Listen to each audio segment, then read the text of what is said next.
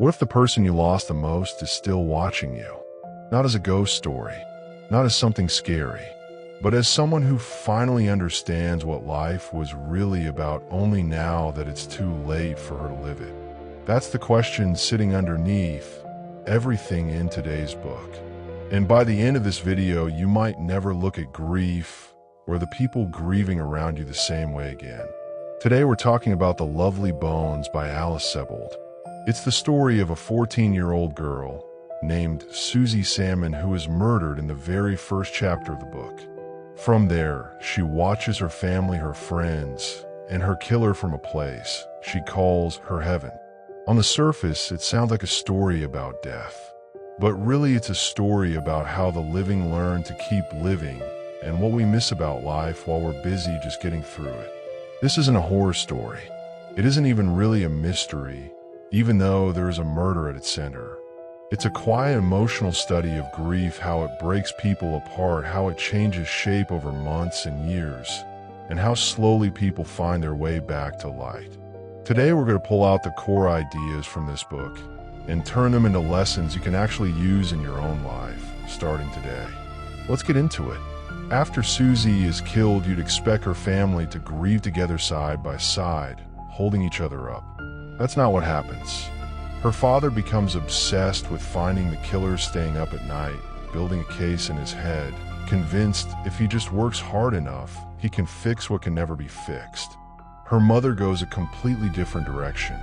She slowly shuts down, emotionally, eventually walking away from the family altogether for a while, because the pain of staying is too much to carry. Her little sister grows up far too fast, taking on responsibility no child should have to hold. And her younger brother barely understands what's happened growing up in the shadow of his sister. He barely remembers. For people, one loss. For completely different reactions.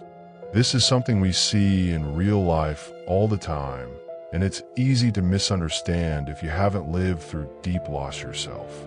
After someone dies, or after any major loss, really a divorce, a job, a friendship, people around you don't grieve the way you expect them to. Maybe you've seen this in your own family. One person wants to talk about the person they lost constantly, keeping photos everywhere, telling stories. Another person can't bear to hear their name. One sibling throws themselves into work. Another falls apart completely. Neither one is doing it wrong. They're just doing it the only way they know how. So stop expecting people to grieve on your timeline or in your style. If someone you love is hurting, don't measure their pain against your own. Let them have their own process, even when it looks nothing like yours. And give yourself that same grace too. There's no correct way to be sad. There's only your way, and it's allowed to look messy. Susie's father, Jack, becomes the emotional center of the next lesson. He loves his daughter so much that he can't let her death simply be what it is, a tragedy with no clean resolution. Instead, he turns into an amateur detective, convinced that if he just finds the right clue, talks to the right neighbor, follows the right lead, he can bring some kind of justice that will make the unbearable bearable. He becomes so consumed by this that he starts to lose the family that's still alive in front of him. His other children need him. His wife needs him. But his mind is somewhere else, stuck in the moment. Everything went wrong, trying to rewind time through sheer effort. Here's where the book gets quietly brutal in its honesty. His obsession doesn't bring his daughter back, and it doesn't even bring real closure. It just costs him years he could have spent loving the people who are still there. Think about how often this shows up in ordinary life, far away from anything as extreme as this story. Someone goes through a painful breakup and spends the next 2 years replaying every conversation, wondering what they could have said differently, refusing to date again until they figure it out.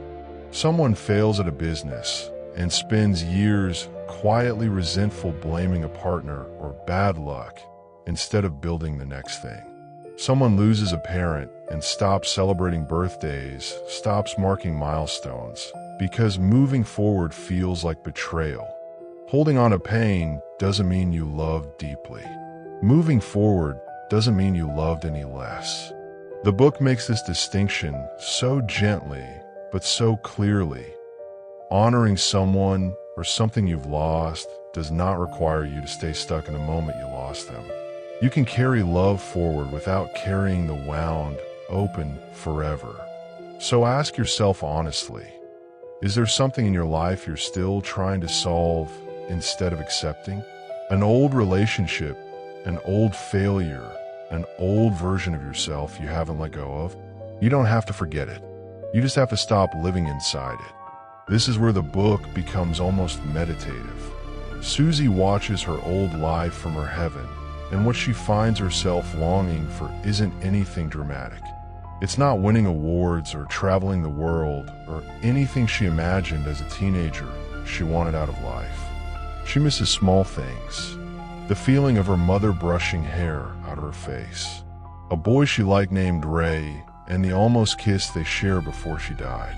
Sunday mornings, the smell of her house, ordinary conversations she didn't think twice about at the time.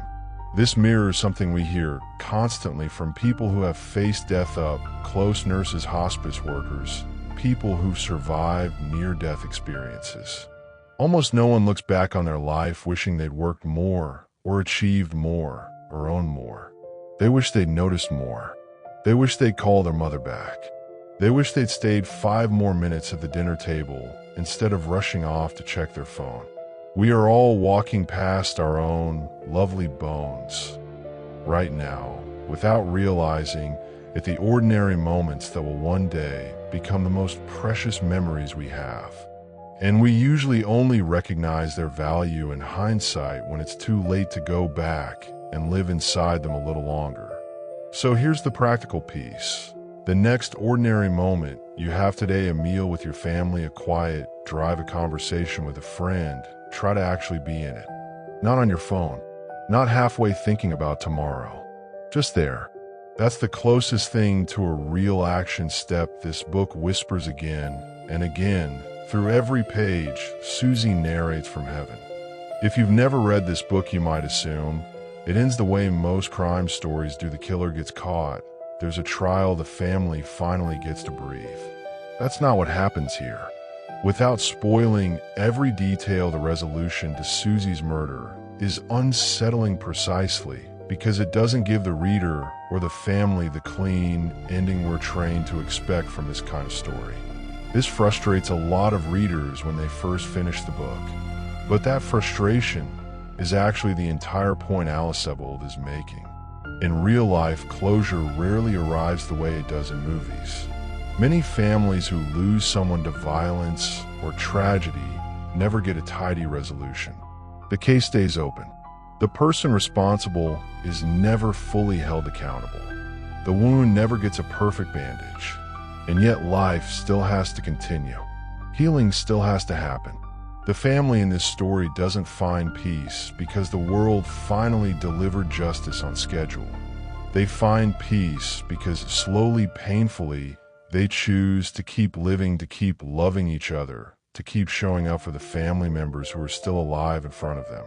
This is one of the most quietly powerful truths in the whole book. Peace is not something the world owes you as a reward for surviving pain. It's something you build yourself brick by brick, regardless of whether the world ever gives you the resolution you think you deserve. If you're waiting for an apology that may never come or a wrong to finally be made right before you allow yourself to move forward, this is the moment to ask, what would it look like to build peace anyway, even without that resolution? Now here's something most people overlook on a first read of this book. We assume Susie, the narrator, is the one who needs to let go so she can move on to whatever comes after heaven. That's the obvious reading. But the deeper, more uncomfortable truth Sebold is pointing at is the opposite. It's not Susie who needs to let go first. It's her family. Susie is in a strange sense the one who is already at peace far earlier than the people she left behind. She's watching, she's processing, she's even falling in a kind of love from a distance. It's her father, her mother, her sister who are stuck circling the same pain over and over, unable to release it. The dead in this story often move through their grief faster than the living do. This flips something most of us assume about loss. We tend to think the person who died is the one who's gone and needs to be mourned and released. But often it's the people left behind who are actually the ones trapped holding on to a version of someone or a version of a relationship or a version of what should have happened, refusing to let any of it evolve. The person we lost may, in a sense, already be at rest. It's us who haven't figured out how to be. If there's one idea that this entire story is built around, it's this: love doesn't require presence to remain real. Susie is gone. She cannot speak to her family. She cannot hug her sister, comfort her mother, or warn her father to slow down. And yet in small, quiet ways throughout the book, her love still moves through their lives and dreams, and small signs in the way memories of her gently nudge each family member toward healing instead of collapse. She is absent completely and permanently, and still somehow present. This matters far beyond the pages of this novel. Anyone who has lost someone they love knows this feeling. The person is gone, but their voice still shows up in your head when you're about to make a decision. Their habits live on in the way you cook, the way you raise your own children, the small phrases you didn't realize you picked up from them until years later. Love doesn't disappear just because the person carrying it physically leaves the room or the world. This is the heart of The Lovely Bones.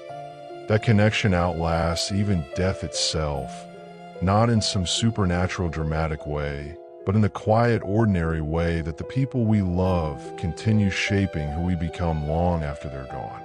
Here is something small you can do right now that connects directly to everything we've covered. Think of one person, someone you've lost, or someone who is simply far away, or someone you haven't spoken to in a while, and do one small thing today that honors that connection.